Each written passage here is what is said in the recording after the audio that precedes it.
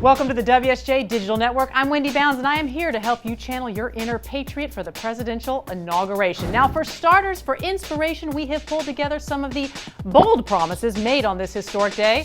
Take a listen. I, John Fitzgerald Kennedy, do solemnly swear. I, Jimmy Carter, do solemnly swear. I, George Walker Bush, do solemnly swear. That I will faithfully execute the office of President of the United States. And will, to the best of my ability, preserve, protect, and defend the Constitution of the United States. So help me God. So help me God.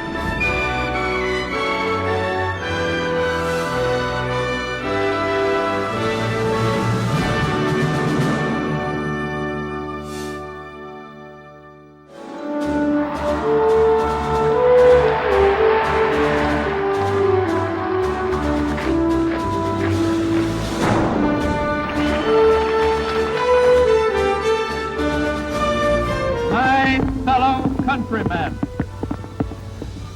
when 4 years ago we met to inaugurate a president, the Republic, single-minded in anxiety, stood in spirit here.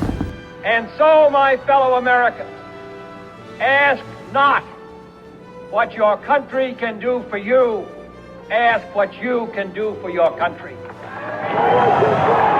8 years from now, America will celebrate its 200th anniversary as a nation.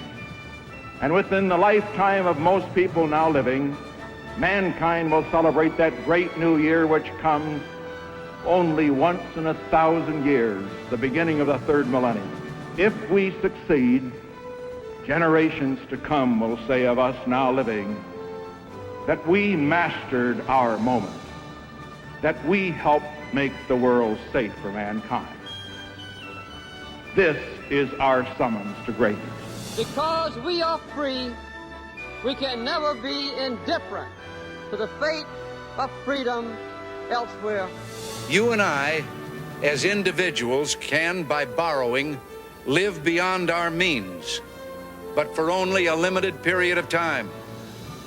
Why then should we think that collectively, as a nation, we're not bound by that same limitation?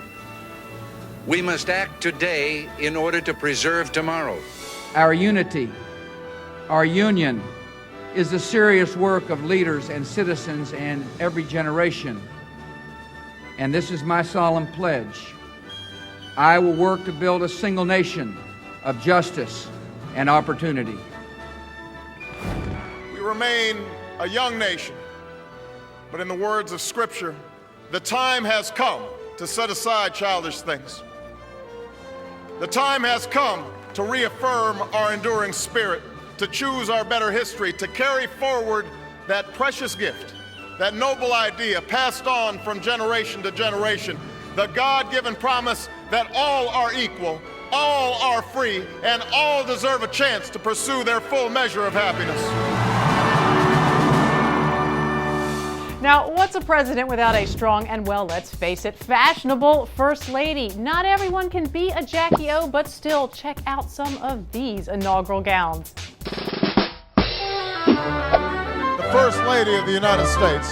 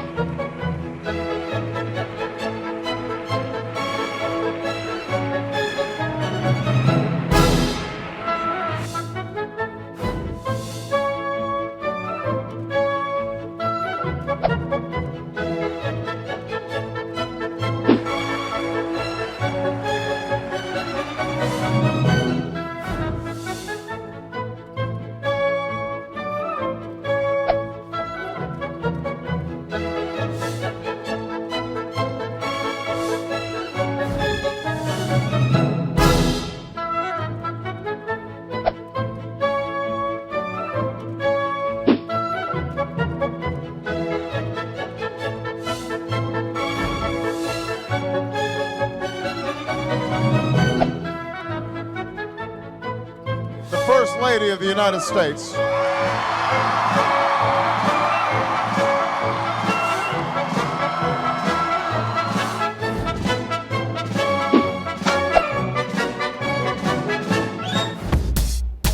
All eyes aren't only on the first ladies of fashion. Now see how some of the country's top celebrities have decked out for the big event, cowboy boots and all. President Barack Obama's second inauguration is one of Hollywood's biggest photo ops of the year. And one skill celebrities have mastered is how to make a politically correct fashion statement. Like Beyonce, who's performing the Star-Spangled Banner at Obama's swearing-in. Maybe she'll go haute couture like she did in 2009 when she performed in Armani Privé. Kelly Clarkson is giving her first presidential appearance with My Country 'Tis of Thee.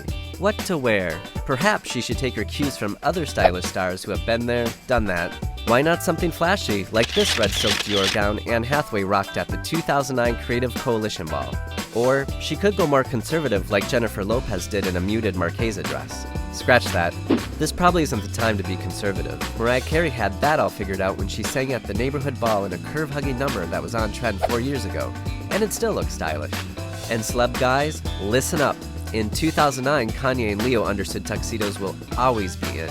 Apparently, Billy Ray Cyrus didn't get that memo back in 1997. The country star might have fit in better 4 years later with the crowd at George W. Bush's black tie and boots ball. For the Wall Street Journal, this is Aaron Rasmussen. We all know red and blue make purple, but when it comes to love, well, red and blue can make for some pretty funny and intense moments at home. Take it from these politically divided couples profiled here by the video group Purple States.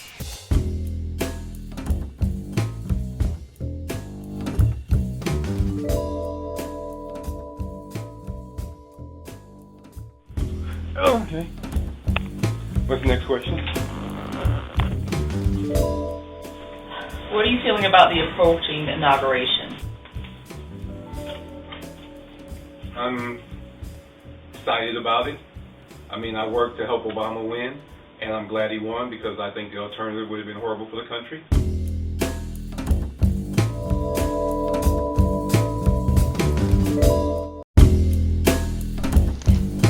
Are there any places where we're not allowed to talk about politics in our house? No, there are no exclusion zones. We can be in the bathroom together, completely naked, and be talking politics. Okay, we've just grossed out the 14-year-old in the room. You went to UCLA and liberal hotbed. Yeah, liberal hotbed. There's guns everywhere. One thing that really points to my republicanism: loaded handgun by the bedside table. There's dead animals on the wall. You make me sound like a redneck. Oh well. And where do you think I get my political beliefs? On the golf courses, where you get it on you golfer people. Golfer people. Okay. I didn't know we were a political party. Yeah, I think you are. Rugged individualism isn't necessarily a big part of Jewish culture.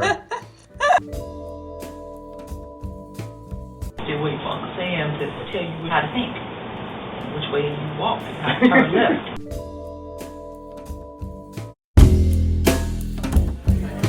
Still could change your mind, Don. Come to your senses, come on. And with her liberal hat on. There we go. You're done. We just canceled each other out, honey. Congrats. Go. First, it was more like a cute thing, like, oh, you're a Democrat and I'm a Republican. Now it has turned from cute into, a point of contention. We fundamentally disagree on abortion. We fundamentally disagree on Sarah Palin, the Iraq War. Like, what don't you understand? Don't see? And it would start like that. You've got all these ideas. We don't have to worry about tax breaks that social are crazy. issues. Wait, You are do you not have gonna to worry just keep about- talking over me? See, that's what you guys do too. 2 liberal senators came up to me and said, "Jeff, I can't understand why you're Republican. You really seem to care about people." Republicans are very caring. It's just about how we go about the caring. That's all. Do you want to, do you want to give a person a job, or you want to just tell them to stay home and collect a paycheck from the federal government? Oh, wow. You sort of say, everyone can choose to be successful. And I don't agree with that because I think that sometimes those doors are closed. Here is our two very different signs. Fight the man and get over it. Get a job. Shut up. I had to work as a teenager, putting myself through high school. It makes it very difficult to be sympathetic for someone who says, woe is me. I don't believe in excuses. If you're the opposite ideology from a limited government Republican, you sometimes feel like there's a touch of cruelty in talking about individual responsibility. About taxes, and I was saying, like, I mean, I was trying to say you have to help people and it's good, and Brock was like, well, they don't deserve my money. I'm not saying I don't want to help people. I'm just saying I want more control about where my money goes. That's all I'm saying. We've known each other our entire lives. I had been working in campaigns in Atlanta for the last 10 years, and I hadn't seen her face before, so I said to myself, oh, who is this very pretty lady working with Rachel Lee's campaign? And he said, do you have a boyfriend? And I said, no, I don't have a boyfriend. And very flatteringly, he said to me, you don't have a boyfriend? So then he said, how do I apply for that position? I was in the state senate making right-wing, partisan bomb-throwing speeches on the floor, and she was like, grr, this guy stands for everything I don't like. She was really sweet and had this beautiful smile and sparkling eyes, and I was like, well, she may be liberal, but she's awfully darn cute. So at that point, we started to move toward each other.